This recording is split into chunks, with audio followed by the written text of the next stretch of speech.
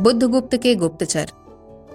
सुधर्मन का कक्ष राजा प्रसाद से चंद कदमों की दूरी पर विदेशी आगंतुकों के लिए बनाया गया विश्राम गृह है। कमल के सुंदर पोखरों के बीचों बीच स्थित इस खूबसूरत भवन के सबसे महत्वपूर्ण कक्ष में मगध के राजदूत सुधर्मन को ठहराया गया है। प्रतिनिधि मंडल के अन्य महत्वपूर्ण सदस्य भी निकट के कक्षों में ठहरे हैं। भोजन उपरांत सुधर्मन के कक्ष में उनके सहयोगी बंधुवर्मन ने प्रवेश किया।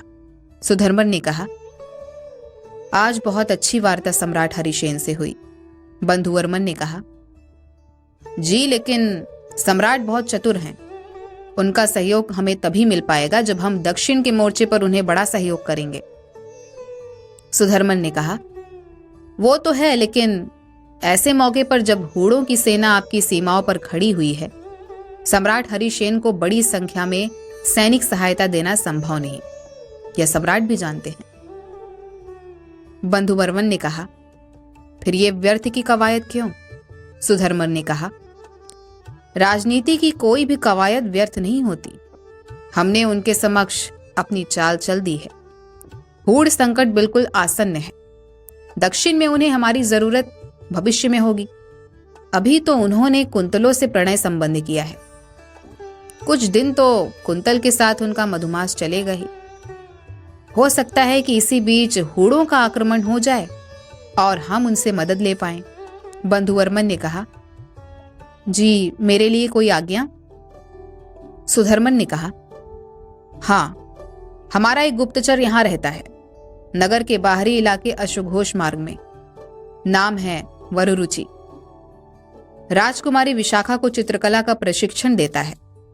असली कार्य है सम्राट हरिसेन और सभासदों की गतिविधियों पर नजर रखना। तुम्हें उससे मिलकर अब तक की गतिविधियों का विवरण लेना है। बाहर द्वारपाल तुमसे नगर जाने का कारण पूछेंगे। तुम उन्हें कह देना कि तुम्हें मदिरा पान के बगैर नींद नहीं आती।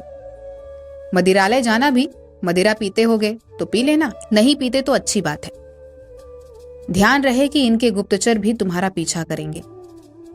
यदि तुम्हें लगे कि कोई पीछा कर रहा है तो मदिरा पीने के बाद कुछ देर किसी चबूतरे में सोने का बहाना करना। हम तुम्हारे साथ कुछ और सदस्यों को भी मदिरालय भेजेंगे ताकि इन गुप्तचरों को भ्रम हो। वे कहीं भटकने के बाद लौट आएंगे और ये गुप्तचर भी उनकी वजह से शंकित हो जाएंगे और तुम पर ध्यान देना छोड़कर उनके पीछे लग जाएंगे। कुछ समय लेकर उठना और पूरी तरह खतरा टलने के बाद वरुरुचि से मिलने निकल जाना। बंधुवर्मन ने कहा, जो आज्ञा। वत्सगुल्म नगर का बाहरी इलाका, एक जर्जर सा प्रासाद। देर रात बंधुवर्मन ने द्वार खटखटाया, अपना परिचय दिया। आचार्य ने कहा कि आप काफी देर से भूखे होंगे, आइए भोजन करते हैं। भोजन के बाद बंधुवर्मन ने पूछा, आपको इस तरह नगर में रहकर गुप्तचर के रूप में कार्य करने में किसी तरह की कोई कठिनाई महसूस नहीं हुई? आचार्य वरुरुचि बोले, इसके पीछे एक लंबी कहानी है बंधु। क्या तुम्हें सुधर्मन ने कुछ बताया नहीं? बंधुवर्मन ने कहा, नहीं, पर मैं जानना चाहता हूं। आचार्य वरुरुचि बोले, यूं ही मैं तुम्हें बता नहीं पाऊंगा। इसके लिए तुम्हें मेरा एक कार्य करना होगा।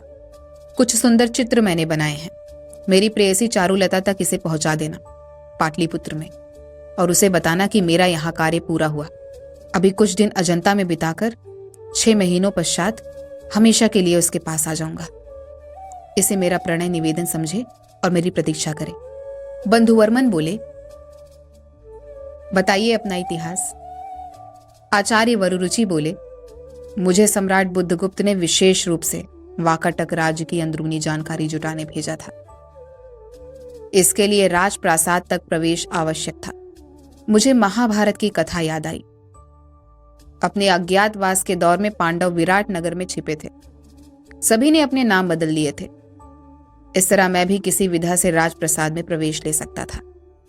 जिस तरह वृहन्नला बने अर्जुन ने राजकुमारी उत्तरा को नृत्य सिखाया, उसी तरह प्रशिक्षण का कोई कार्य मिले तो राजप्रसाद में प्रवेश मिल सकता था। और मेरे दुर्भाग्य से राजकुमारी के प्रशिक्षण के लिए सभी आवेदन मंगाए जा चुके थे। बंधुवर्मन ने कहा, फिर क्या हुआ?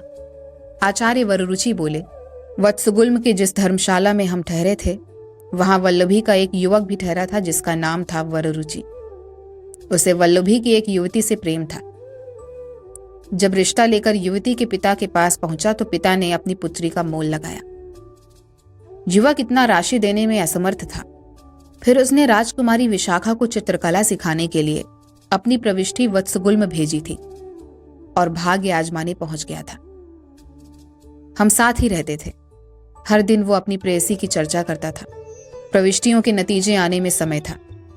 उसी समय फारस का एक प्रतिनिधि मंडल भी हमारी धर्मशाला में ठहरा था। वो अजंता के चित्रों के अध्ययन के लिए यहां पहुंचा था। उन्हें रेशम मार्ग और चीन के हान बौद्ध विहार में ऐसे ही चित्र बनाने का बड़ा काम मिला था। उन्होंने वररुचि का काम देखा। वररुचि के समक्ष उन्होंने प्रस्ताव रखा। कुछ महीनों के लिए हान बौद्ध विहार में तथागत के कुछ चित्र बनाने थे। वररुचि को यह प्रस्ताव पसंद आए और वो प्रतिनिधि मंडल के साथ चला गया। उसकी वापसी कुछ महीनों बाद थी। बंधुवर्मन ने कहा, फिर क्या हुआ? आचार्य वररुचि बोले, इसके 1 सप्ताह बाद प्रतिवेदक आए। उन्होंने कहा कि आचार्य वररुचि से मिलना है। मैंने आने का प्रयोजन पूछा। उन्होंने बताया कि उनका चयन राजकुमारी विशाखा को चित्रकला के लिए प्रशिक्षित करने के लिए हो गया है। उनके प्रशिक्षण सत्र के अनुसार माघ महीने में उनका मास भर का प्रशिक्षण होगा।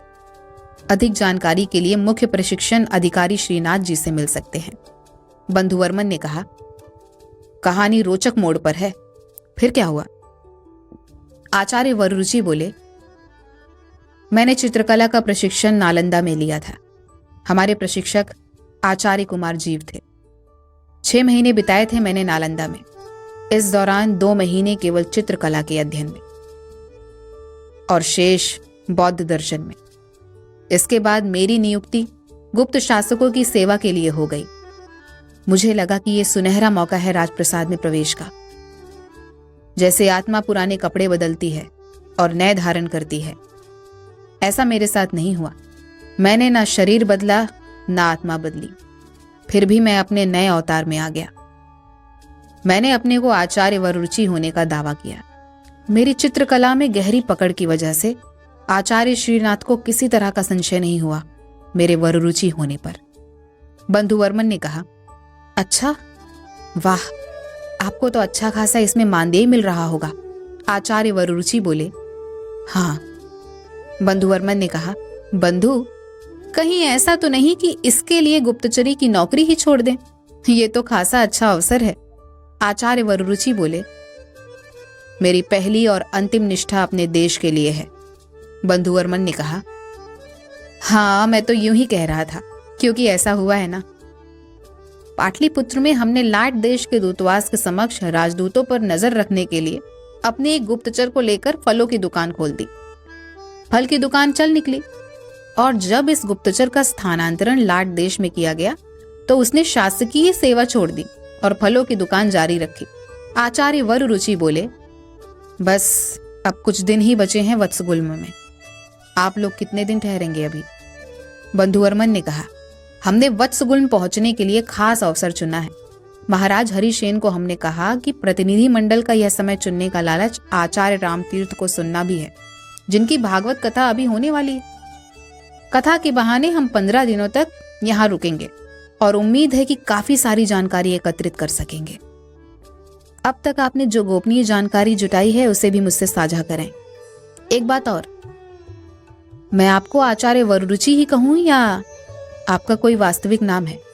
आचार्य वररुचि बोले, मेरा वास्तविक नाम अजिंक्य है, पर मुझे आप वररुचि पुकार सकते हैं।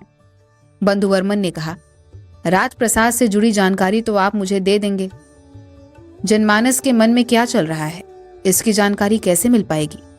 आचार्य वररुचि बोले, नंदराज नगर वधु के यहाँ सेवक है। रात के समय मदिरालय में मिलता है। वत्सगुल्म नगर की हर सांस पर दृष्टि रखता है। घंटे भर गोपनीय जानकारी जुटाने के पश्चात बंधुवर्मन ने अतिथिशाला की ओर प्रस्थान किया। अगली शाम मदिरालय। चांदनी धरती पर बिछी हुई है। मदिरालय के छोटे से उद्यान में हर कोने में सुरा प्रेमी बिखरे हैं। जगह जगह गोष्ठियां बिछी हैं। इनमें एक कोने में नंदराज ने भी अपनी अकेली जगह बनाई है, अपने में खोया खोया सा नंदराज। बंधुवर्मन ने धीरे स्वरों में अपना परिचय दिया और आने का प्रयोजन बताया।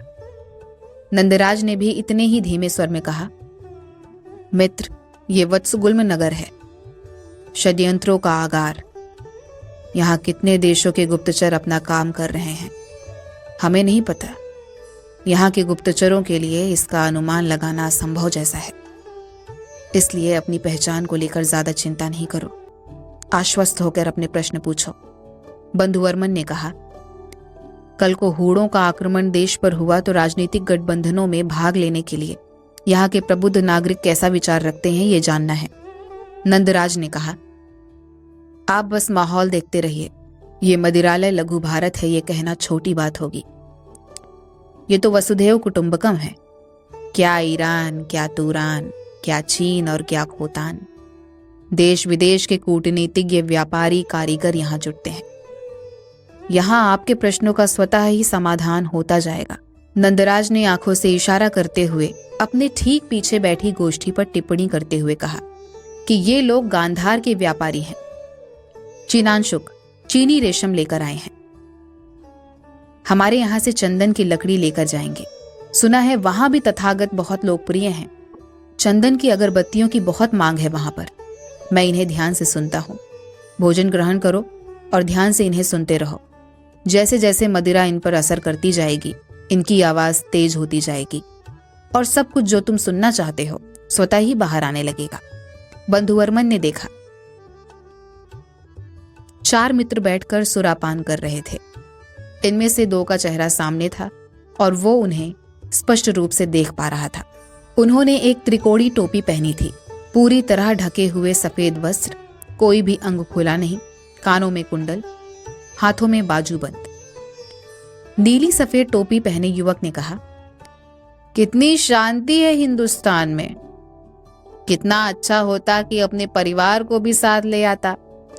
चिनांशुक बेचकर इतनी राशि तो जोड़ ही ली है कि अब शेष जीवन किसी के आगे याचक के रूप में हाथ ना फैलाना पड़े। अब गांधार में रहने की इच्छा नहीं होती। अपनी आंखों के सामने कितने प्रियजनों का वध होते देखा मैंने। अब इतना टूट चुका हूं कि खुद की आत्मदया का पात्र बन चुका हूं। काली टोपी पहने युवक ने कहा, मुझे याद है कि मैं जब बालक था तब मैं अपने पिता को किस्सा कहानी बाजार ले जाने की जिद करता था। कितने देशों के व्यापारी वहां एकत्रित होते थे। कितनी सारी बातें। मदिरालय में बैठे हुए बंधुवर्मन ने अनुभव किया कि पिछली यात्राओं में उसने इतना असहज वातावरण कभी नहीं देखा था। केवल वत्सगुल्म के मदिरालयों में यह माहौल होता तो संभव था कि इसे अपवाद स्वरूप स्वीकार कर लें। हाल के दिनों में उसने पाटलिपुत्र में भी ऐसा ही वातावरण देखा और उज्जैनी में भी। आर्यावर्त के भीतर बहुत कुछ अशांति घट रही थी। राज्यों ने सामूहिक प्रयास नहीं किए तो सब कुछ समाप्त हो जाएगा।